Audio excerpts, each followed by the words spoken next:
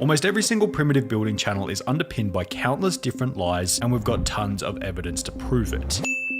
Now we need to put an emphasis on the fact that this is most primitive building channels and certainly not all of them. After sifting through forum post upon forum post about the ways in which these primitive builders lie in order to generate sometimes up to 500 million views per video, users continued to mention one name over and over, crediting him as legitimate amongst the sea of phonies: Primitive Technology. The 10.4 million subscriber channel, which is run by an Australian named John Plant, basically invented the primitive construction genre, all the way down to the sound design of silence mixed with rainforest noises, with Primitive Technology even stating in a Reddit AMA that originally it was out of laziness in not putting narration in the videos, but then the silent format became popular, so I kept it that way. When going back to the beginning of these silent relaxing videos, it becomes pretty obvious as to why they're credited as seeming pretty legit in terms of authenticity. Primitive Technology cuts no corners in showing how each stage of the construction is completed legitimately. For example, when examining his very first video, he shows the axe head being sharpened, a log then being cut by the axe, then the logs being crafted together in a way that feels realistic. All of this is accompanied by specific captions explaining what's going on in that very moment, alongside a full description of the build, all the way down to how long the construction process took. His builds never include swimming pools or anything over the top, yet feel impressive as they seem to be on the cutting edge of what is and isn't possible to build by hand. The legitimacy of some of his more impressive builds, such as this brick hut, can be supported by YouTube comments such as this one, which stated, "I actually know John personally. He was a really good friend. We live in the same town, although I haven't seen him since he went viral. I have fond memories of him telling us that he was building huts out bush and had no idea they were so legit, before going on to credit him as a pretty authentic guy from a personal relationship standpoint." All of this is incredibly important to understand, as Primitive Technology's videos set a baseline for what should and shouldn't be achievable in a natural setting. Additionally, Primitive Technology has been kind enough to provide us with a statement, which will be referred to as we look at the channels on the other end of the spectrum, also known as the fakers.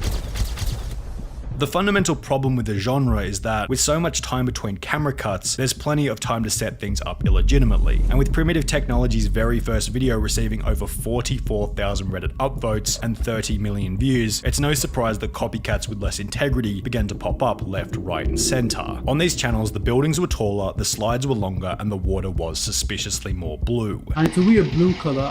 Why is it so blue? Probably because they're probably putting dye in or something. There's no reason for it to look so blue like that. Even more interestingly, almost all of these channels range from the exact same area, being Cambodia, Thailand, or Vietnam, yet often geotag the United States, claim to be living in the United States, and have their social blade country set to the United States. The overall production and build quality on these channels is arguably far more impressive than the OG Primitive Technology, to the point where you have to ask yourself, are they really creating these structures out of mud and sticks? Well, when you do a little bit of research, the answer to this question is most certainly no. The best evidence for this is found when looking at a 5 million subscriber channel called Primitive Technology Idea, whose failure to cover up the ways in which they fake their videos make them almost comical to watch. Take for example this episode titled "Building Underground Water Maze Crocodile to the Secret Underground House and Swimming Pool," in which the first shot shows two men digging on the surface, then in the next frame they're in an 8-foot deep trench. Now, if they're digging this deep with sticks, how are they avoiding large rocks and potential tree roots from, you know, the massive line of trees seen just behind them? Are they being assisted by large machinery? Well, we'll get to that in a little bit, but first let's focus on the idea that it's only two people doing these impressively large primitive construction projects. If that's what they were attempting to portray, it probably would have been best not to include the clip where a guy in a white t-shirt can be seen working on the project in the background. Yet if it were just these three guys, that still wouldn't be that bad. However, further evidence suggests that they are far more help than this. At the start of the week, a community post was made on this channel in the hope that someone who had worked with one of these primitive builders would be willing to share their experience in doing so. We received countless emails which were all super helpful, yet one email stood out as being incredibly unique. That email was incredibly from one of the cameramen who works for one of these larger Southeast Asian primitive building channels. His name and the channel he works for have both been blurred out, as it'd be a little unfair for him to get in trouble for simply trying to help out, but the email began by stating, "As you may have suspected, it's not as streamlined as the video would suggest. It is a large operation, as you may suspect, with a large team of us behind it." After he then offered to answer any questions we had about their channel, we attempted to figure out how many different people will work on the actual construction part of the project from start to finish, to which he would respond, "It is depending on the scale of the project, but no less than 1 dozen or more," before going on to explain that within his team, there is a director for the acting done. There is also a hired architect to obviously make sure the structure will not collapse and will last long enough to film in, and obviously afterwards many editors are involved. In case an email from someone who works from one of these primitive builders isn't enough evidence, it's time to introduce a different channel called Photo Expression, who incredibly stumbled upon one of these primitive construction sites before capturing over 8 minutes of footage with a drone. We'll refer to different parts of this footage throughout our our video, but for now it can answer the question of how many people are really working on these sites. There's initially a clip where 8 different workers can be seen standing around a rectangular hole in the jungle, followed by another grainier clip from a far distance where somewhere between 7 and 10 people can be seen building a swimming pool. If they were honest about how many people were working on each project, it probably wouldn't be that big of a deal. But it should be noted that some of these videos specifically state in the description that I've been working hard with my 2 friends about 100 days to completely build, when in reality it's a whole team working for only 3 to 10 days depending on the project, as mentioned in the email response from the cameraman. So if they're being untruthful about the time period as well as how many people are working on each project, what else are they lying about? Well, how about the incredible fire pits that they seem to create effortlessly? Going back to the statement made to us by Primitive Technology, he seemed to imply that maybe the fire making in their videos was fake. It's hardly surprising that he brought this up, as when you compare his meticulous method of creating fire in the wild to the fire making of these Southeast Asian primitive channels, as mentioned previously, it becomes comical.